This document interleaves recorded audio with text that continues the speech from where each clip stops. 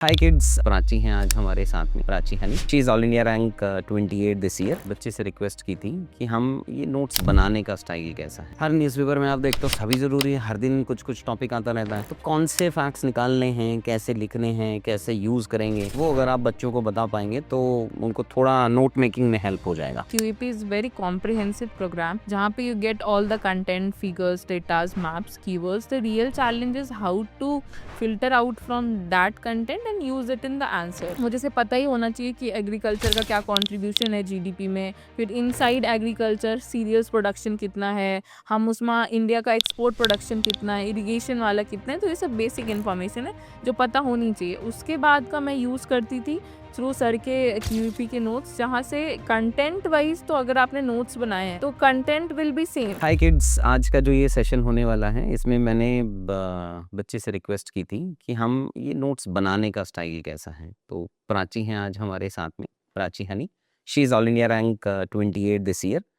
जो बच्चा है उसने QEP का एसोसिएटेड बच्चा है, साइंस ऑफ आंसर राइटिंग के कोर्सेज से एसोसिएटेड बच्चा है। तो QEP और साइंस ऑफ आंसर राइटिंग इनकी सक्सेस का एक छोटा कंपोनेंट है बस।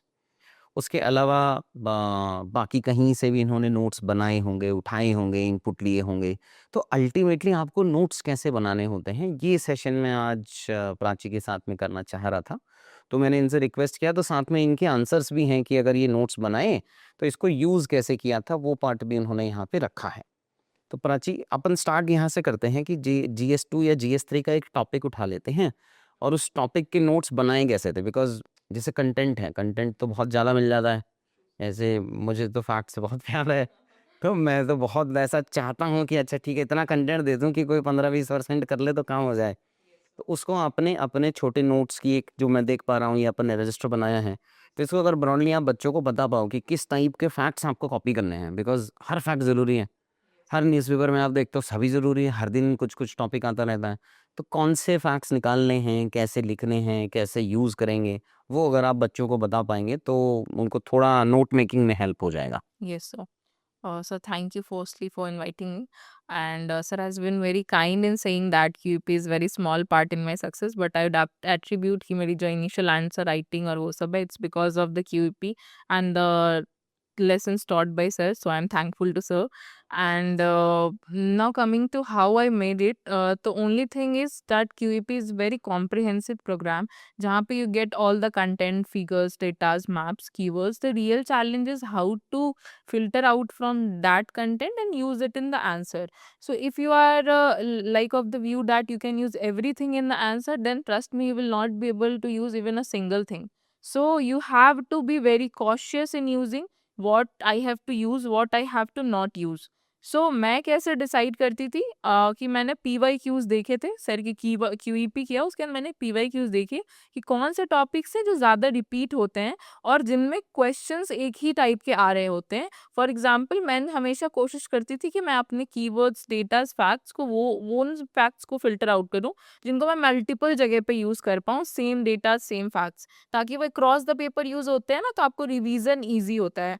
तो जो बेसिक डेटाज़ होते हैं मुझे से पता ही होना चाहिए कि एग्रीकल्चर का क्या कंट्रीब्यूशन है जीडीपी में, फिर इनसाइड एग्रीकल्चर सीरियल्स प्रोडक्शन कितना है, हम उसमें इंडिया का एक्सपोर्ट प्रोडक्शन कितना है, इरिगेशन वाला कितना है। तो ये सब बेसिक इन्फॉर्मेशन है जो पता होनी चाहिए। उसके बाद का मैं यूज़ करती थी थ्रू सर के QEP के नोट्स, जहाँ से कंटेंट वाइज तो अगर आपने नोट्स बनाए हैं तो content will be same.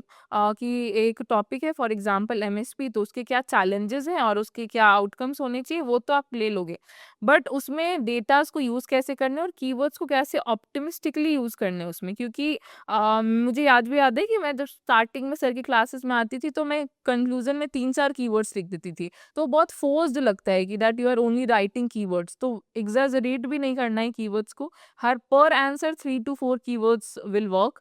Her paragraph में भी कीवर्ड्स नहीं डालना है, फिर वो लैंग्वेज जो वो नेचुरल होता है ना आंसर का, वो थोड़ा चला जाता है। तो फिर आप लोग ये ट्राई करिए कि उसको फ़िल्टर आउट करना है बहुत अच्छे से। फॉर एग्ज़ाम्पल मैं अभी दिखाती हूँ। कि जैसे ये है, तो मैंने जैसे बेसिक बताया, तो जीडीपी वाला एक डेटा डाल लिया और कितने परसेंट ऑफ पॉपुलेशन डिपेंडेंट है, क्योंकि जब एग्रीकल्चर प्रोडक्टिविटी वाला क्वेश्चन आता है ना सर कि इतना तो है पर लो पर कैपिटा आउटपुट है, तो उसको जस्टिफाई कैसे करें? तो उसका सीधा सा है कि एक इतना पॉपुलेशन है बट 46% पॉपुलेशन उसमें इंगेज है, still we have low per capita, तो उसको कैसे काम करें? देन सीरियल वाला मैंने डाला था कि कितना आउटपुट होता है, बिकॉज वी से कि हमारे पास एरिया कम है, फिर प्रोडक्टिविटी नहीं आ रही है, but we are largest exporter in some areas, तो उस पे कैसे काम करें, उसके लिए डेटा है।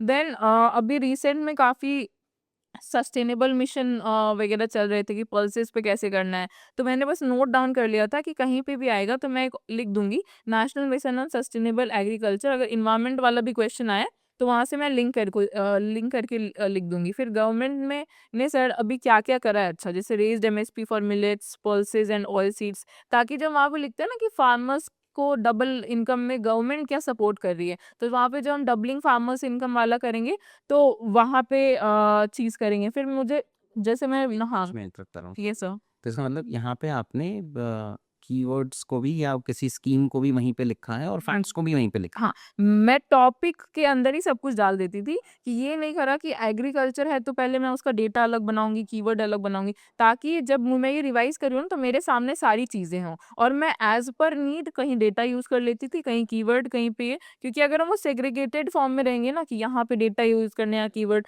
तो उतना टाइम नहीं होता है मेंस में सोचने का कि ये यूज़ कर लेते हैं, फिर ये यूज़ करेंगे। तो मैं एक जगह ही लिख लेती थी कि ये चीज़ें हैं एग्रीकल्चर के अंदर और वही। तो आपको जैसे दिखेगा कि इसके बाद मैंने इरिगेशन का डेटा लिखा हुआ है।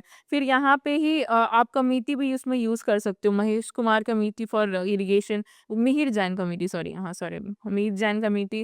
देन फिर micro irrigation fund, command area development, ये सब मैं इसलिए लिख लेती थी क्योंकि अगर वो सारी चीज़ें ना तो एग्रीकल्चर का कोई भी क्वेश्चन आए तो इंटरलिंकिंग में भी ईज़ी होगा कि अगर फॉर एग्ज़ाम्पल हम एग्रीकल्चर में इरिगेशन की बात कर रहे हैं, तो फिर हम इंटीग्रेटेड वाटर सेट मैनेजमेंट का ही वहाँ पे बात कर दें। तो it will be like a multi dimensional approach, जहाँ पे आप सॉल्यूशंस ही बता रहे हो, वे फॉरवर्ड में भी आप वो चीज़ें लिख सकते हो। तो ऐसे करके फिर वहीं पे मैंने टूल्स लाइक न्यू टेक्नोलॉजी, अगर इंटरवेंशन आया, clad GIS which helps in restoring water bodies, तो अगर इरिगेशन का कुछ भी आया तो 4-5 चीज़ें एक जगह लिखी हुई हैं, मैं उसको ही लिख दूंगी कि माइक्रो इरिगेशन में 8% हमारे यहाँ है वर्सेज यूएसए 68% और चाइना 14%, और कंपैरिजन करके भी लिखना हो। Similarly next topic which I have done is agricultural credit, कि हमारे यहाँ पे 25% ही है नॉन इंस्टीट्यूशनल क्रेडिट। देन वो ब्राज़ील में कितना ज़्यादा मैकेनाइजेशन है। देन वो सबमिशन ऑन एग्रीकल्चर में हम उस पे कैसे फोकस करना चाह रहे हैं। तो इट्स लाइक कि अगर एग्रीकल्चर की हम बात कर रहे हैं तो जो सर लाइफस्टाइल अप्रोच ही पढ़ाते हैं हाँ, कि इसलिए हाँ, मैं इंटरप्ट कर रहा हूँ। Yes sir. ये तो तब है जब इसको फैक्ट्स पसंद नहीं है कि बहुत फैक्ट्स याद दे रहे हैं सर मुझे, ये बहुत ज़्यादा फैक्ट फैक्ट मत बताओ, उसके बाद में इतने फैक्ट्स के नोट्स बनाने पड़ते हैं हमें। ये सर मुझे तो लगता है ये मेरा बेयर मिनिमम है, मतलब अगर सर की मैं नोट्स फॉलो करूँ तो मैं सिर्फ फैक्ट्स के लैंग्वेज में ही बात करूंगी। ठीक है, तो फिर उसके बाद क्वेश्चंस आ रहा था ना कि एफपीओज कैसे वो कर रहे हैं, तो उसके लिए कि ये दिखाना कि कोई चीज़ कितनी सक्सेसफुल है, वी नीड डेटा कि अभी इतना लैकिंग है, इतना हो चुका है। तो फिर मैंने ये एफपीओज वगैरह वाले डेटा ये सब करा था। ठीक है, सिमिलरली क्योंकि क्लाइमेट चेंज और एग्रीकल्चर क्वेश्चन लिंक करके पूछ रहे हैं, तो 2 degree Celsius rise in annual temperature could lead to 8 to 12% decline in agriculture productivity, तो ये वाले चीज़ को वहाँ पे हम इंटीग्रेट कर सकते हैं। तो अब ये है ना कि जैसे अब हो गया, इरिगेशन हो गया, फिर कंट्रीब्यूशन हो गया, फिर क्रेडिट हो गया, देन फिर हमारा इन्वायरमेंट रिलेटेड हो गया, देन अब एफपीआई का क्या चैलेंजेस है उसके लिए कि फूड प्रोसेसिंग इंडस्ट्रीज कैसे हेल्प कर रही हैं, तो 12.4% ऑफ टोटल एम्प्लॉयमेंट। तो वही मैंने बोला ना, एक थीम पकड़ लिया और उसके अंदर जितने कुछ है सब एक में ही डाल लिया, क्योंकि फिर वो अब सेग्रीगेट नहीं होगा। अगर मेरे से एग्रीकल्चर प्रोडक्टिविटी की बात कर रहे हैं तो हम वहाँ पे भी एफपीआई लिख सकते हैं कि अगर हम प्रोसेसिंग को अच्छा कर देंगे तो प्रोडक्टिविटी तो बाद में भी वो उससे हम इंक्रीज कर सकते हैं। तो फिर उस इसमें एक और चीज़ बताऊँ यस सर, बीच में आपको, yes sir, yes sir. Sorry but ऐसे कैसे पता चलता था कि ये वाला फैक्ट रिलेवेंट है? मतलब कुछ पहले एनालाइज़ करते होंगे अपन कि अच्छा ठीक है, ये ये एफपीआई पे क्वेश्चन आ रहा है तभी तो अपन लिखेंगे। Yes sir. सो जैसे मैंने स्टार्टिंग बताई कि मैंने क्यूईपी करने के बाद सबसे पहले मैंने पीवाईक्यू रेफर किए थे कि कौन से टॉपिक्स रिपीट हो रहे हैं और थीम्स कौन सी रिपीट हो रही हैं और किस पे ज़्यादा। जैसे कि अगर हम देखेंगे तो हम लोग एग्रीकल्चर में देखेंगे कि हर साल या तो सीड पे आ रहा है या इरिगेशन पे आ रहा है या पीडीएस पे आ रहा है, एमएसपी कोई ना एक इनपुट वाले चीज़ पे हमेशा आती है। तो एक वो क्वेश्चन फिक्स है। इनफैक्ट अगर हम एग्रीकल्चर पूरा ही देखें तो एग्रीकल्चर हम बहुत पेपर 3 में इग्नोर कर देते हैं, but agriculture is the most predictable part of paper 3, जहाँ पे हमें पता है कि कुछ लिमिटेड टॉपिक्स ही हैं और उससे क्वेश्चंस हर साल आने हैं। इस साल भी आए थे, तो वो कभी चेंज नहीं होगा। तो अगर हम एग्रीकल्चर पे बहुत अच्छा कमांड कर लेते हैं ना, तो पेपर 3 इज डुएबल उस वाले एंड में, क्योंकि 4 क्वेश्चंस आते हैं, 2 15 मार्कर और 2 10 मार्कर। तो it's like 50 marks of entire paper. तो इट्स वेरी इंपॉर्टेंट कंपोनेंट कि हम एग्रीकल्चर पे बहुत ज़्यादा स्ट्रांग होल्ड हो हमारा। तो उस उसी बात अगर हम देखें जैसे मैन्युफैक्चरिंग है यस सर, या कुछ और है तो ज़रूरी नहीं है उसका क्वेश्चन क्वेश्चन आ ही जाए। हाँ। है क्या हो जाए। But hmm. एग्रीकल्चर हमेशा ही 50 नंबर का आता है, तो वैसे भी बच्चे को मुझे लग रहा है कि जो पक्का-पक्का आते हैं, हुँ। वो तो आपको अच्छे से करने ही और सर उसमें एरिया भी बहुत ब्रॉड है ना। अब जैसे उसमें कभी वो रेलवेज़, कभी रोडवेज़, कभी वाटरवेज़ कुछ भी पूछ सकते हैं। हाँ, बट इसमें है कि वो वही पूछेंगे, इरिगेशन हो गया, पीडीएस हो गया, एमएसपी। तो टॉपिक्स आर फिक्स, तो कम इनपुट में ज़्यादा अच्छा आप आंसर लेके आ सकते हो। और उसमें क्योंकि वो एग्रीकल्चर वाला आंसर थोड़ा दिल से लिखो ना, तो एक फ़ील मतलब वो आता है कि we are doing good for farmers, तो वो बहुत अच्छा लगता है। नोट्स एक हाँ, ये ऐसे सब। पॉइंट्स लिखे हैं हाँ, ऐसो तो यस सर। तो फिर मैं वही था कि मतलब जो मुझे पीवाईक्यूज़ के थ्रू जब मैं नेविगेट करती थी, तो जैसे-जैसे मुझे लगता था कि ये इम्पोर्टेंट टॉपिक्स है, मैं एक जगह ही सारे क्यूईपी से लिख लेती थी। अब वो भी मैं नहीं करती थी कि मैं अलग-अलग लिखूँगी, क्योंकि वही मैंने सर बोला ना कि मैं ये नहीं चाहती थी कि अगर मैं सिर्फ़ इरिगेशन लिख रही हूँ, तो वहाँ मैं क्रेडिट की बात नहीं करूँ, क्योंकि अगर आप फार्मर्स को क्रेडिट नहीं दे रहे हो, तो वो इरिगेशन सोर्सेज़ वो कहाँ से लाएँगे? तो it should all be interlinked कि one thing is interlinked to another. तो कुछ भी साइलोज़ में नहीं पढ़ना है कि सिर्फ़ ये इसी की बात करेंगे। तो सिमिलरली ये मेरा फिर ये फंडिंग वाला है, micro irrigation fund, national mission on micro irrigation, ये सब कैच द रेन। बार पढ़े थे ये सब? मतलब ये अगर कॉपी अगर मैं पूछूँ तो अप्रॉक्सिमेटली कितनी बार रिवाइज़ की होगी अपन ने? Sir at least 10 times before mains, क्योंकि वो चीज़ को कि दिमाग में रखना। क्योंकि मैं क्या करती थी ना कि मैं ऐसा होता है जैसे मैं इकोनॉमी पढ़ रही हूँ, मेरा मेंस में भी था कि हर सब्जेक्ट को मुझे 3 बार रिवाइज़ करना है, तो मैंने प्लान भी वैसे ही किया था। तो मैं उस सब्जेक्ट को जब पढ़ती थी तो उसके साथ पढ़ती थी, और जब मेंस के ठीक पहले तो फिर 1 वीक पहले तो मैं यही सब रिवीज़न करती थी, क्योंकि कंटेंट क्या है, लिखते-लिखते आप बेसिक चीज़ें तो समझ जाते हो कि कंटेंट तो ये लिखना है, मतलब एमएसपी में कुछ प्रॉब्लम्स हैं तो ये प्रॉब्लम्स हैं। बट उसका डेटा, फैक्ट्स, फिगर्स हम लोग भूल जाते हैं, क्योंकि बहुत सारे टॉपिक्स आ जाते हैं ना एक साथ, तो इसीलिए। तो मतलब एटलीस्ट 10 टाइम्स तो मैंने रिवाइज़ करा है, क्योंकि अभी तो मुझे कुछ याद नहीं है, बट अगर मुझसे उस समय पूछते तो मुझे ये सारा डेटा मतलब याद 5-6 जिन्होंने ज़िंदगी भर कही है, तो याद था वो भी हम भूल गए। तो मतलब नहीं सब, क्योंकि टाइम हो गया ना पढ़ा हुआ, तो अभी मैं फिर अभी रिवाइज़ करूँगी तो कुछ-कुछ जैसे मैंने अभी गलती में ही मतलब वो मिहिर जैन कमेटी को कुछ और बोल दिया था। हाँ, आमिर शाह कमेटी को वो महेश जैन कमेटी बोल दिया था। तो वो वाला चीज़ है। तो वही सर मैंने फिर वैसे ही किया था। इसमें अप्रॉक्सिमेटली कितने थीम्स हैं मतलब अगर हम देखें तो कितने सब्जेक्ट्स हैं या सारे सब्जेक्ट इसी में ही हैं? सर पूरी डायरी में? हाँ। हाँ, हाँ, पूरी डायरी के फर्स्ट फिगर्स में ही है। सब मिला सब मिला के ये, और इनफैक्ट ये पेजेस खाली भी हैं, ऐसे नहीं कि पूरी डायरी भरी हुई है, पेजेस खाली भी हैं, क्योंकि मैंने सोच लिया था कि मैं उन्हीं फैक्ट्स फिगर्स को पढ़ूँगी और रिवाइज़ करूँगी जो मैं लिख सकती हूँ। मतलब वो मुझे एक अलग फैक्ट्स का नोट्स, एक फैक्ट्स बुक नहीं बनानी है कि बहुत अच्छे से लिख तो लिया बट पेपर में कुछ जा नहीं पा रहा है। तो मतलब उतनी ही चीज़ें हैं जिसको आप रिप्रोड्यूस कर सकते हो, ये मेरी कैपेबिलिटी का रिप्रोडक्शन है। सिमिलरली अगर कोई ज़्यादा कंफर्टेबल हो लिखने में फैक्ट्स फिगर्स, तो वो ये लिख सकते हैं। जैसे मैं पॉलिटी में थोड़ा ज़्यादा कंफर्टेबल थी केस लॉज़ में, तो वहाँ बहुत सारे एग्ज़ाम्पल लिख रखे हैं। बट मेरा था थोड़ा कि फैक्ट्स वैक्ट्स में थोड़ा उतना मेरा याद है अच्छे से, क्लास में मैंने बहुत इंट्रोस माँगे थे फैक्ट्री के। हाँ, तो वो वाली चीज़ मैं थोड़ा कम ही कर पाती थी, but with God's grace and sir के पुश से वो मैं लास्ट में मैं लिखने लग गई थी। बट वही है ना कि वो इनिशियली बहुत वो रहता है कि नहीं हो पाएगा, इतना कैसे करेंगे? फिर हमको लगता है कि ना, हाँ, एक बेसिक सा वो होता है कि जभी भी हम पढ़ रहे हैं तो लगेगा ये तो हमें याद ही रहेगा, ये क्यों याद नहीं रहेगा? जैसे ही एग्रीकल्चर से हम इंटरनल सिक्योरिटी पे शिफ्ट होंगे ना, कुछ याद नहीं रहता है एग्रीकल्चर का, और सारे डेटाज़ लगेंगे, अच्छा 16% इसका था या उसका था, 21 इसमें था। इसीलिए दैट्स द बेसिक नीड कि आप वो फ़िल्टर आउट कर लो चीज़ों को, कि मुझे इतनी ही बातें लिखनी है और मैं इतना ही लिखूँगी। फॉर एग्ज़ाम्पल मैंने देखा था कि ना एक क्वेश्चन्स बहुत रिपीट हो रहा है मेंस में कि टेक्नोलॉजी कैसे एड करी है फार्मर्स डेवलपमेंट में। तो ये इक्री सैट वगैरह मैंने, Kisan Sabha app for logistic support, food processing fund by NABARD, Plantix करके अब एआई टेक्नोलॉजी कैसे हेल्प करी है, detect pest in, Meghdoot for weather forecasting. ठीक है, तो अब ये जो सर की फेमस लाइन है, we have to make peasant farmer to entrepreneur farmer, तो अगर हम टेक्नोलॉजी का यूज करके भी ये कंक्लूजन लिखेंगे ना, तो ये कहीं पे भी ये फिट हो जाएगा। वेदर इंडियन फूड प्रोसेसिंग लिख लें, टेक्नोलॉजिकल यूज लिख लें, एग्रीकल्चरल प्रोडक्टिविटी में लिख लें। तो मैंने वही बोला ना कि मैं एक ही कीवर्ड लिखती थी जिसको मल्टीपल जगह पे यूज हो पाए वो, तो वैसा करती थी। सिमिलरली यहाँ पे स्टोरेज वाला लिख रखा है कि विलेज स्टोरेज स्कीम, और यहाँ पे उसको लिंक भी कर दिया था एसएचजी से कि अगर कुछ विमेन वाला चीज आए तो मैं इसको पेपर 2 में भी यूज कर सकती हूँ, वो गवर्नेंस और सोशल जस्टिस में, कि how women SHG development agencies और बाकी सब। तो ये एक ही साथ नोट्स बनाए थे कि ये over a period of time, जैसे मान लो ये पेज लिखा अपन ने, तो ये एक साथ में पूरा पेज बन गया, ये सब वैल्यू एडिशंस बाद में हुए हैं कि नहीं, कहीं साइड नोट्स भी थे या बेस नोट जो क्यूपी या किसी का भी बेस नोट्स थे, उनको एक ही साथ ही उतार दिया था इसमें? सर बेस नोट्स तो अलग थे जिसमें कंटेंट था टॉपिक वाइज, ठीक है, और ये जो डेटा फैक्ट्स एंड फिगर्स है वो विद टाइम जैसे जैसे मैं पीवाईक्यूज करती गई और वो देखती गई कि ये टॉपिक्स आ रहा है, ये इंपॉर्टेंट है, और ये ऐसा है जो लास्ट में बना है, इसके पहले बहुत कट डाउन करके बहुत कुछ फाड़ के रखा हुआ है कि ठीक है ये वाला, क्योंकि मेरा भी, क्योंकि सर इतना अच्छा कीवर्ड्स देते हैं ना कि लगता है हर टॉपिक में 10-12 लिख लो, पर इस पूरे पेज पे एक ही कीवर्ड दिख रहा है, peasant farmer to entrepreneur farmer. ठीक है, तो ये वाला फिर यहाँ पे कमिटीज वगैरह मैं यहीं पे करती थी। फिर मुझे जो बहुत अच्छा लगता था, ये सर ने कराया था, bridging green revolution in eastern India. ठीक है, तो मैं जो कीवर्ड्स होता था उसको ऐसे लंबा वाला कर लेती थी बॉक्स में, ठीक है, कि कम ही कीवर्ड्स लिखूंगी, बट ऐसा लिखूंगी कि वो एक बहुत समराइज कर दे अच्छे से। ठीक है, क्योंकि सर मैंने ये देखा है कि कीवर्ड्स अगर हम लंबे लंबे लिखते हैं, जैसे कंक्लूजन 3 लाइन का लिखना है, तब एक लाइन पूरी कीवर्ड्स की ही हो गई। ठीक है, फिर हम फिलर लाइंस लिख देते हैं तो वो एक सेंस नहीं आ पाता है।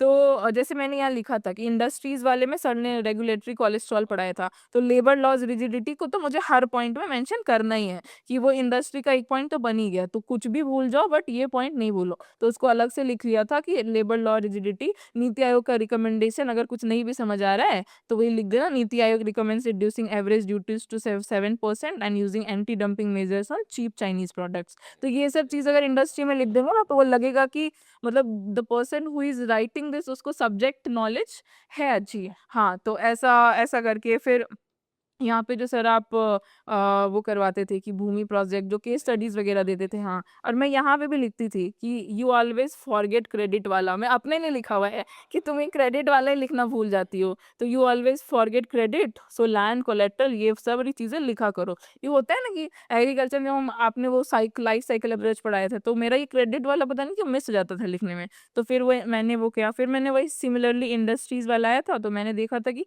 लास्ट 2 ईयर से वो टेक्सटाइल पे काफी क्वेश्चन पूछ रहे हैं, तो वो वर्ल्ड में शेयर कितना है, इंडिया की जीडीपी में कितना कंट्रीब्यूट करता है, बेसिक डेटा। वर्ल्ड कंपैरिजन और नेशनल हाँ कंपैरिजन बहुत जरूरी है, बिकॉज एब्सोल्यूट में ना समझ नहीं आता। हाँ, और फिर वही बताता है ना कि इंडिया को कितना पुश करना है उस डायरेक्शन में, कि एक वर्ल्ड में अगर हम मतलब डेवलप्ड कंट्री या फिर उस पेडेस्टल पे आने चाहते हैं, टॉप 5 इकोनॉमीज, तो how much we need to cope up, तो वो वाली चीज़ के लिए। तो ये वैसे ही होगा सर। फिर सर्विस सेक्टर्स में मैंने वो कर लिया था कि कांस्टेंट में कितना जीवीए चल रहा है, और फिर वो वर्क फोर्स कंट्रीब्यूशन कितना है, क्योंकि मुझे ऐसा लगता था ज़्यादा डेटा तो नहीं, बट ये तो बेसिक डेटा है ना कि इतना कंट्रीब्यूशन है, इतना वर्क फोर्स, इससे तो हम ये भी बता सकते हैं ना जो हमारा होता है कि जॉबलेस ग्रोथ, वो वाली चीज़ें क्यों क्यों हो रही है, क्योंकि हमारे पे सर्विस लेड ग्रोथ ज़्यादा है, तो ज़्यादा कैप्चर नहीं कर पाता है पॉपुलेशन को, तो वो वाली चीज़। फिर ये वाला मुझे बहुत अच्छा लगता था, सर्विफिकेशन ऑफ मैन्युफैक्चरिंग, तो ये कहीं पे भी इनफैक्ट हाँ ऐसे में भी ये फिट हो जाता है कि अगर हम ऐसे करें तो ये वाली 28 नंबर है इसको। Yes sir. तो ये फिर मैंने इस बार के सर्वे से उठाई थी, India service sector must now leave from being a support engine to a super structure of growth. तो ये हाँ, तो ये कि मगर अगर सर्विस सेक्टर पे है ना तो भाई इससे कंक्लूड कर दूंगी, तो it's like you have summarised everything. ठीक है, और फिर टूरिज्म, क्योंकि मेरे डाफ में भी था, तो ये वो तो बाद वाली चीज़ है, बट क्वेश्चंस आते थे तो मैं जो भी बेसिक सर्विस सेक्टर के थे ना, टेक्सटाइल तो मैन्युफैक्चरिंग हो गया इधर, क्योंकि टूरिज्म पे आ रहा था क्वेश्चन 2 साल से, तो फिर वापस से वहाँ पे यही है कि कितना परसेंट जीडीपी में कंट्रीब्यूट करता है और वर्कफोर्स में कितना जॉब देता है। ठीक है, कुछ डेटा नहीं हो पाया तो एटलीस्ट ये तो डेटा है ना मेरे पास। क्वेश्चंस बहुत अच्छा बन जाए। Yes sir, yes sir, yes sir. कोई भी टूरिज्म का क्वेश्चन आएगा तो अपन फॉर एग्जाम्पल क्वेश्चन आया कि how tourism is evolving in India और how tourism can be a sunrise sector in India. तो यहाँ से कर सकते हैं कि अभी जीडीपी में इतना ही कंट्रीब्यूशन है, इतना जॉब देते हैं, but still we have so many young population, तो हम उससे उसको अट्रैक्ट कर सकते हैं, तो we can have a very good growth prospect. Same sir रोज फिर मैं बीच में यस सर। हाँ हाँ मैं वो बच्चों को ये भी समझाना चाह रहा हूँ कि ये इनके मिनिमम फैक्ट्स हैं।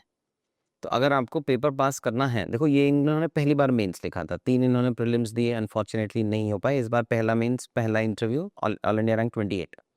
तो प्रिपेयर तो पहले से ही थे, ऐसा नहीं है कि अचानक से हुआ और सारा कहानी हो गई। तो ये बेसिक मिनिमम चीज़ें तो आपको अपने आंसर्स में लानी ही लानी है। मतलब अगर आपका बेस ऐसा-सा नहीं होगा, नॉट एग्ज़ैक्टली लाइक दिस, कोई इससे 10-20% ऊपर रख सकता है, कोई 10-20% कम रख सकता है।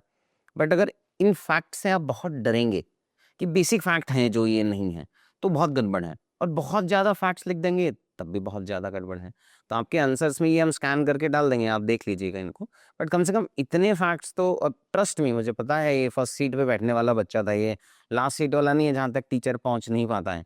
तो उनको बहुत बार टोका गया भी होगा क्लास के अंदर में। बट ये तो वो बच्चे हैं जिन्होंने they are not very pro facts, कि मतलब बहुत ऐसा आसानी से याद हो जाता है या उस पे एनर्जी लगाते हैं। बट फिर भी आपके आंसर्स में, अगर हम आंसर्स भी देखेंगे इनके, तब भी आप देखोगे इसमें ठीक-ठाक से नंबर के फैक्ट्स लिखे हुए हैं। तो आपके नोट्स जो होनी चाहिए वो होलिस्टिक होने चाहिए। मतलब इट शुड नॉट हैव बहुत सारा फैक्ट हो गया है, बहुत सारा कीवर्ड हो गया, बहुत सारा कमिटी हो गया, सब कुछ हो गया। तो जैसा प्राची ने बताया, आपने एक टॉपिक उठाया और उस टॉपिक के अंदर 5-6-7 फैक्ट हो गए, 2-3-4 कीवर्ड हो गए, कुछ और पार्ट हो गया। कुछ ऐसे से आपको नोट्स बनाने पड़ेंगे जब भी आप नोट्स बनाएँगे। कोई और चैप्टर जो आप बताना चाहो कि यार इसके नोट्स बना सकते हो, ऐसे बना सकते हो? Yes sir. सिमिलरली ये पूरा इकोनॉमी का ही है। वो स्फूर्ति स्कीम वगैरह सब कुछ हाँ, तो ये डेटा ड्रिवन पॉलिसी मेकिंग, हाँ, तो ये सब ये जो आप कहीं पे भी यूज़ कर सकते हो। गवर्नेंस में हो, इकोनॉमी में हो, कहीं से भी हो सकते हैं। काउंटर साइक्लिकल फिस्कल पॉलिसी कैसे वो यूज़ करते हैं, स्पेशली जभी भी आई कि क्या इंडिया का फिस्कल फेडरलिज्म, वो वहाँ पे भी यूज़ कर सकते हो कि एजाइल रिस्पॉन्स वगैरह। और ये 5F टेक्सटाइल वाले में 5F ये कॉमन हो गया। हाँ, ये मुझे ओपन में ही नहीं था। हाँ, तो अब ये जैसे LFPR है, तो ये सब डेटा बहुत कॉमन है, तो ये तो आपको करने ही पड़ेंगे, क्योंकि it's more of a like ना कि you don't have to perform your best, you have a competition और आपको उससे बेटर करना है। तो क्योंकि आपका कंपटीशन ये चीजें लिख रही है और वैल्यू एडिशन देख रहे हैं, तो एक वो बेंचमार्क सेट हो गया है। तो उस बेंचमार्क के पास पहुंचने के लिए अगर ज्यादा नहीं हो पा रहा है, तो but at least bare bare minimum तो हो, ताकि examiner is of the view कि इसको चीजें सब्सटैंशियली तो पता है। क्योंकि जब आप किसी चीज को कर देते हो ना, डेटा वगैरह डाल देते हो, तो एक उसमें सब्सटेंस आ जाता है कि ये जो बोल रही है और जो लिख रही है, there is a correlation between the two. ठीक है, तो सर ये वो ही पूरा टेक्सटाइल वगैरह का ही है। और जो आप इंडिया चाइना में हमेशा वो कराते रहते थे कि थोड़ा वो उसका मतलब IPR वगैरह में भी या इरिगेशन वाले में भी, तो जैसे इंडिया में जो है 58 मंथ्स लगते हैं, चाइना में 20 मंथ्स लगते हैं डिस्पोज करने में। तो वही मैंने सारे एक साथ ही बना लिया था कि पूरा ये मेरा पेपर 3 यहाँ से जब मैं उठाऊं और पेपर 3 रिवाइज करने बैठूं मेंस के एक रात पहले, तो एक साथ ही मेरा सारा कुछ लिखा है और वहां से वो रिवाइज हो जाएगी। तो इतना सर था मेरा। फिर इधर साइंस का है। फिर मैं एक बार ये डिजास्टर मैनेजमेंट का हो गया, क्योंकि डिजास्टर मैनेजमेंट में वंस दे आस्क्ड अबाउट कि सेंडाई फ्रेमवर्क के वो लिख दो कि उसमें क्या क्या चीजें हैं। हाँ, तो ऑब्वियसली ये याद नहीं रहती हैं, बट अगर आप 7 पॉइंट्स जस्ट लिख लोगे ना, तो कुछ कुछ तो मतलब उसमें ध्यान से वो लिख दोगे। एटलीस्ट इतना तो पता है ना कि सेंडाई फ्रेमवर्क में 7 गाइडलाइंस हैं, हाँ। उसमें ये चीज कर सकते हैं, फिर उसकी 4 प्रायोरिटीज है।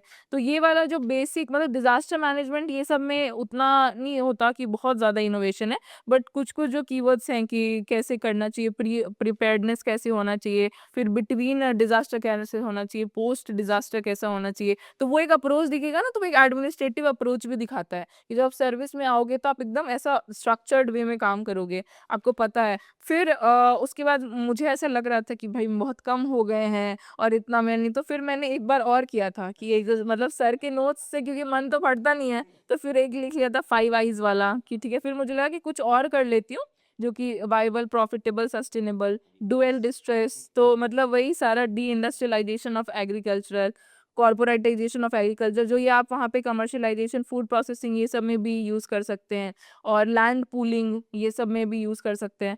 तो ये paradox of hunger amidst poverty, तो ये वाला चीज़ आर्या टू माया। भाई तो शायद पैराडॉक्स ऑफ प्लेंटी का स्टेटमेंट देके इस बार ये लास्ट ईयर क्वेश्चन पूछा था उन्होंने।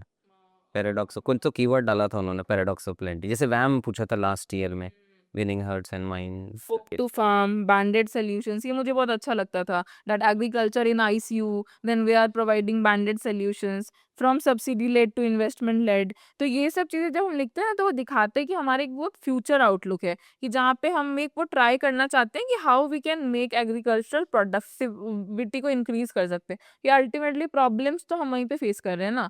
तो सर ये फिर आई थिंक ये आपने सर वो बताया था कि जब कुछ नहीं समझ में आए डायमेंशन तो डायमेंशन कैसे बनाना है ये उसमें, तो ये पॉलिटी, बट मुझे लगता है कि सर इस पे इतना लोड लेने का ज़रूरत नहीं होता है, क्योंकि जब आप ना वो सिलेबस बहुत बाय हार्ट हो जाता है ना, तो अगर आप सिलेबस के पॉइंट्स को एड्रेस कर देते हो ना पेपर वाइज, तो वो एक स्ट्रक्चर आ जाता है आंसर में। ठीक है, फिर वो 5 Ds वगैरह कि ये सब है कि कहीं पे भी यूज़ हो जाएंगे, डेमोक्रेसी, डेमोग्राफी, डिमांड, डायस्पोरा। अगर किसी एक दो आंसर्स में अगर आप उसका यूसेज, यूटिलिटी, बिकॉज ये सब तो रॉ मटेरियल है, बन गया, मतलब हमने टमाटर प्याज काट लिया, सब कुछ कर लिया, हम अपन तो उसको कहीं ना कहीं तो खाएंगे, तो उसके हिसाब से थोड़ा सा डिस्कस कर लें। सर जैसे मैंने बोला कि मैं ना रिस्ट्रिक्ट नहीं करती थी कि एक कीवर्ड बना लिया उसको उसी पेपर में यूज़ कर रही हूँ। जहाँ पे भी मुझे लगा कि वो कीवर्ड यहाँ पे यूजेबल है, क्योंकि जब आप मेंस के लिए रिवाइज करते हो तो आप ऐसे आइसोलेशन में नहीं करते हो कि ये चीज़ें मैं इसमें लिखूंगी ये उसमें। तो रिवीजन साथ साथ होता है सारे पेपर्स का, जस्ट एक रात पहले जब मेंस है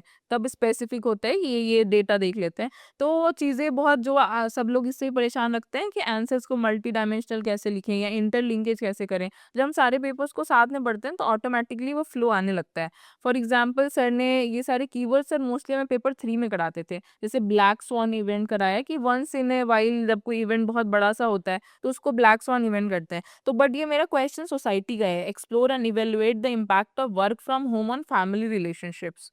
तो ये वाला work from home concept emerged more after Covid. तो मैंने वो इंट्रोडक्शन में वही बताने की कोशिश की थी कि ब्लैक स्वॉन इवेंट, जो कि एक कीवर्ड मेरा GS3 से उठाया हुआ है, like COVID-19 brought different forms of evolved work nature, work from home being one of the prominent among them। ठीक है, तो यहाँ से ये चीज़ें हो गई कि COVID-19 जैसा कुछ आया जिसकी वजह से बहुत कुछ इवॉल्व हुआ, जिसमें एक वर्क फ्रॉम होम भी था। हाँ, तो यहाँ पे कीवर्ड भी आ गया, प्लस वो क्लैरिटी भी दिखा दी कि ये चीज़ें मुझे कहाँ से आ रही हैं, वो मुझे समझ आ रही है। ठीक है, तो सर एक कीवर्ड यहाँ पे यूज़ हो गया।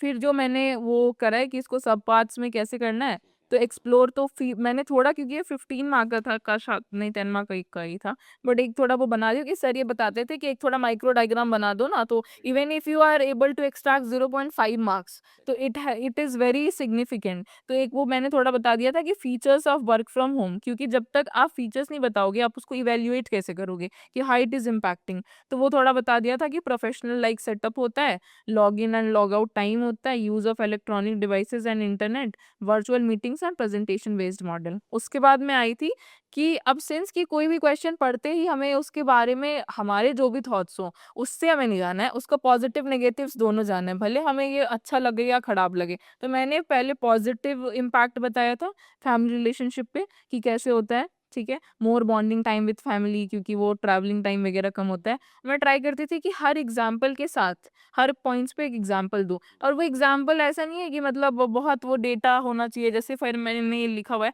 Parents giving more time to children in completing projects. तो ये कोई ऐसा एग्जाम्पल नहीं है कि मतलब वो कहीं याद करना पड़ेगा। तो इसलिए कि जो क्वेश्चन आया ऑन द स्पॉट मैंने एग्जाम्पल बनाया। सिमिलरली 4 पॉइंट्स पॉजिटिव्स के लिखे थे और 3 पॉइंट नेगेटिव्स के लिखे थे, 7 यहाँ हो गए और 3-4 यहाँ लिखा था, तो 10-11 पॉइंट 10 मार्कर में हो गए। तो ये वाली चीज़ें, तो यहाँ पे भी फिर मैंने एक यूज़ करा था कि वर्क फ्रस्ट्रेशन नेगेटिव वाले में, work frustration coming home means क्या कि इतना ज़्यादा एक जो हम आइसोलेटेड सेटअप में रहते थे। हाँ, तो वो बट यहाँ पे क्या हो रहा है कि हम लैपटॉप खोल के काम कर रहे हैं, तो जो कुछ भी हो रहा है तो घर में वो चीज़ें इम्पैक्ट कर रही हैं। तो डोमेस्टिक वायलेंस काफ़ी बढ़ गया था उसके टाइम पे। तो for women it was called shadow pandemic, जो भी सर ने कीवर्ड्स करवाया था। तो फिर मैंने उसको उतना एक्सप्लेन नहीं कर। कीवर्ड का सबसे बड़ा फायदा क्या होता है, you know need to explain everything in detail. अगर आप वो कीवर्ड ले लिए तो एग्जामिनर समझ जाएगा कि what you are trying to tell. तो वायलेंस इंक्रीज्ड ऑन वीमेन और वो एरो बना के शैडो पेंडेमिक कर दिया। तो आप देखेंगे कि मेरे से 10 मार्क है, 10 मार्कर है, तो 2 से 3 कीवर्ड्स हैं और उसको मैंने सब पार्ट्स में एक माइक्रो डायग्राम बना के उसको वो कर दिया है। तो it is like only this कि आप इतना ही यूज़ कर पाओगे रियल एग्ज़ाम में भी। इससे ज़्यादा पर क्वेश्चन करने का ना टाइम होता है, ना उतनी रिटेंशन होती है, क्योंकि इतने डाइवर्सिटी ऑफ टॉपिक्स आते हैं मेंस में। तो ये क्वेश्चन था। Similarly part from using notes from QEP और जो मैंने आपको दिखाया कि मैं कैसे यूज़ करती थी। सिमिलरली सर की एक बहुत हेल्पफुल बुक भी थी जो आई थी कि previous year hand written notes थे टॉपर्स के, तो मैं इसको यूज़ करती थी क्योंकि मैंने लास्ट अपने तीनों टर्म्स में टेस्ट सीरीज लिखे थे।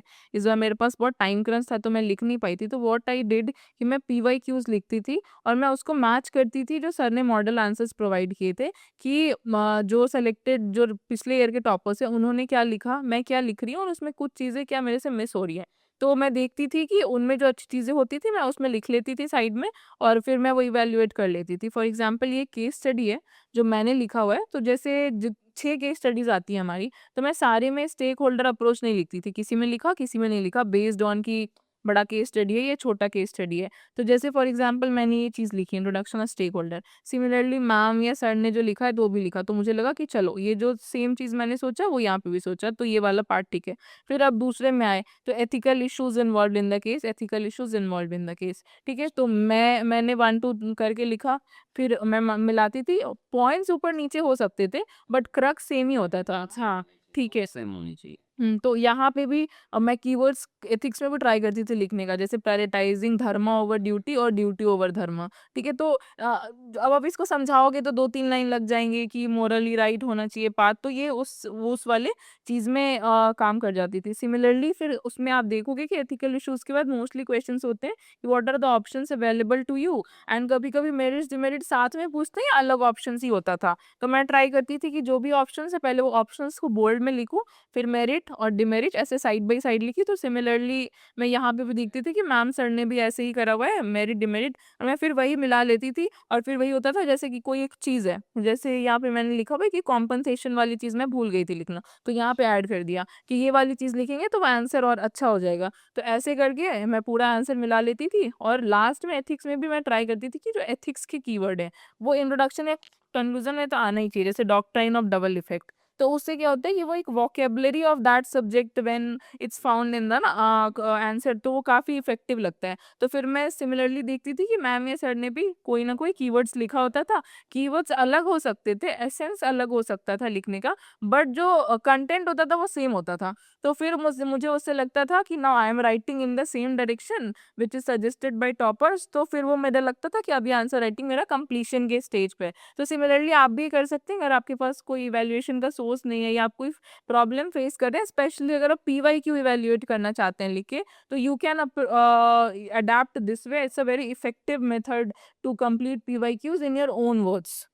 इसी में क्योंकि आप बेनिफिट हुआ। देखो अभी तक ये जो था ये ऑफ़लाइन में अवेलेबल है मतलब हमारे पास में। बट अब हम इसको फ्री ऑफ कॉस्ट पीडीएफ बना के आप लोगों को वेबसाइट पे दे देंगे। कम से कम पढ़ेंगे तो कम से कम कुछ बच्चे, चलो ठीक है, इतना तो हम आपके लिए कर सकते हैं।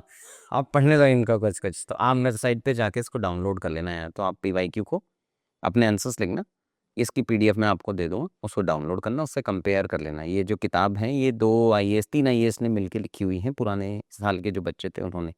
तो आप अपना पीवाईक्यू की प्रैक्टिस आप यहाँ से कर सकते हो। मुझे खुद ही इनकी इतनी यूटिलिटी नहीं पता थी। नहीं सर, मतलब यही होता है ना कि बहुत सारे सोर्सेज होते हैं, but when you go through some sources ना, तो फिर जब आप अपने से हिट एंड ट्रायल करते हो तब आपको पता चलती है कि अच्छा कुछ चीज़ें ऐसी थी जो मैं यूज़ नहीं कर रही थी जो बहुत इंपॉर्टेंट है। तो जैसे अब मैं पीवाईक्यूज लिख रही हूँ, तो लिखना इज़ नॉट इम्पॉर्टेंट ना, वो सही डायरेक्शन में लिख भी रही हूँ, उसका कुछ यूज़ केस है या नहीं, तो उसको इवैल्यूएट करने फॉर एग्जाम्पल अगर मैं सर के पास भी आती, तो सर हो सकता है 2-3 क्वेश्चंस इवैल्यूएट करते और वो नहीं। अब इसमें क्या हुआ कि मेरा प्रैक्टिस सारे ही क्वेश्चंस पे हो गया और मैं सारा ही मिला पाई कि अच्छा इसमें तो मुझे ये भी एक चीज़ आई कि मेरा सारे सब्जेक्ट मैटर पे क्रॉस द जीएस पेपर्स वो कमांड आ गया, जहाँ मैं मतलब एक होता है ना कि टॉपर्स जो आंसर लिख रहे हैं, तो वो वाले आंसर्स उस वाले स्टेज पे मैं पहुंच गई हूँ, तो now I can be confident. तो मेरा ये लगता है कि जो पीवाईक्यूज आप लिख के और मैच करते हो फिर वो टॉपर्स के आंसर से मैच होती है, तो that is very much needed in confidence boosting confidence building also, क्योंकि पीवाईक्यू लिखने का सबसे बड़ा फायदा क्या होता है ना कि you understand language of UPSC, कि वो कैसे क्वेश्चंस पूछते हैं। तो जब आप एग्जाम में लिखने जाओगे ना, तो you are very well aware कि इतने पार्ट से इतने सब पार्ट से मुझे ऐसे एड्रेस कर देना है। और बहुत सारी बार जब आप टॉपर्स के आंसर से मिलाओगे ना, तो बहुत सारे इंपॉर्टेंट पॉइंट्स आपको मिल जाएंगे उससे। हाँ, नया कंटेंट मिल जाता है। तो जैसे स्पेशली पॉलिटी वगैरह में, इकोनॉमी में मुझे बहुत सारे कीवर्ड्स आंसर्स से भी मिलते थे, तो मैं उसको उठा के लिख लिया करती थी कि ये मैं यूज कर दूंगी आगे। तो it's more of a like कि रिसोर्स को लिमिटेड रखना है, जो आपके पास है वो मोर देन एनफ है, बट उसको ही आपको फिल्टर आउट करके एक एग्जाम रेडी मोड में, जो कि आप रिवाइज कर सको एटलीस्ट 3 to 4 टाइम्स, वहां तक लेके जाना होता है। तभी लाइक मेंस में तो नंबर लाने का sir, I think that's the only way. और एक बहुत बड़ा मिसकंसेप्शन होता है कि perfect answer, the answer, trust में कुछ भी एक परफेक्ट और दी आंसर नहीं होता कि मुझे ये कीवर्ड्स आ जाएंगे तो ही वो परफेक्ट आंसर होगा। इनफैक्ट आप बस सिंपल आंसर भी लिखोगे वो परफेक्ट होगा अगर आपने डिमांड्स एड्रेस कर दी है क्वेश्चन की। तो if you are addressing demand part by part ना, तो इतना कुछ फैंसी लैंग्वेज, डेटा, मतलब vocabulary, it's like cherry on the cake, but उसके लिए पहले आपको केक तो प्रिपेयर करना पड़ेगा। तो just quick prepare cake first and then add cherries to it. हाँ, मतलब बेसिक हाइजीन आपके आंसर्स में होनी चाहिए। उसके अलावा तो आप धीरे-धीरे ही बढ़ेगा। बच्चा ना डर जाता है आंसर राइटिंग से, उसको लगता है कि पता नहीं क्या है, लिखेगा तो ऐसा सच-सा आ जाएगा सामने कि अच्छा मैं इस लेवल। एक्चुअली सर उसमें प्रॉब्लम क्या होता है ना, कि हम लोग जब टॉपर्स के आंसर देखते हैं तो हमें लगता है कि उनका फर्स्ट आंसर ऐसा ही हुआ होगा। ट्रस्ट मी, मेरे से इंट्रोडक्शन भी नहीं लिखा जाता था, सर ने मेरे से इंट्रोडक्शंस लिखवाए हैं। तो दीज आर द आंसर्स जो मेरे में है या इस बुकलेट में, जो हमारे मेंस के एकदम क्लोजेस्ट आंसर है। और उसके पीछे हमने भी लाइक बहुत सारे आंसर्स लिखे हैं जहाँ क्वेश्चंस की डिमांड ही समझ नहीं आती थी, कि पूछा कुछ गया है और हमने लिख कुछ और ही दिया है। मैं जैसा मैं आपके साथ डिस्कस कर रहा था, मैं 2011 में आया था यहाँ पे, तो 2008 कॉलेज के बाद में एक मेरा दोस्त था, मुझसे मिला किसी काम के लिए, वो यूपीएससी की तैयारी कर रहा था। तो उसने मुझे पूछा कि भाई क्या-क्या कर रहा है ये वो सब, तो अचानक से उसके मन से मनरेगा निकल गया, एमजी नरेगा। तो मैं उससे पूछ लिया कि एमजी नरेगा क्या? उसने मुझे इतना जज किया, तो मैं वही सोचता, एक वो दिन था जहाँ मतलब आपको एमजी नरेगा नहीं पता है, बट तो स्टार्टिंग आपकी भी एक फेज़ से होगी, मतलब आप आंसर लिखोगे तो ज़रूरी नहीं है वो 2 पन्ने लिख ही लो। हो सकता है आप लिखना शुरू करो और बस ऐसा 10 लाइन बाद आप खत्म हो जाओ कि बस अब और नहीं होगा। पर नेक्स्ट डे वापस करना है, you have to be serious, मतलब प्रिपरेशन बिना सीरियसनेस के तो सक्सेस नहीं मिलने वाला है आपको। आंसर वन मोर थिंग, कि जब आंसर्स लिखना स्टार्ट करेंगे तो टाइम वाला इशू बहुत आएगा, कि पहला आंसर हम 25 मिनट्स लग रहे हैं एक 10 मार्कर लिखने में। तो उसको मतलब please don't get disheartened by it, वो बहुत होता है, सबके साथ होता है। इनफैक्ट मेरा जब नहीं हो पा रहा था तो मेरा ऐसा होता था कि मैं टाइमर लगा लेती थी 7 मिनट्स का पर क्वेश्चन, कि जहां तक क्वेश्चन कंप्लीट हुआ ना वहीं पे मैं पेन फुल स्टॉप कर दूंगी और उसके आगे लिखूंगी नहीं। तो जब आप वो प्रैक्टिस करोगे ना, तो माइंड भी एकदम अडेप्टेड हो जाता है कि 7 मिनट्स में मुझे ये कंप्लीट कर लेना है, तो वो धीरे धीरे वो स्ट्रक्चर आ जाएगा।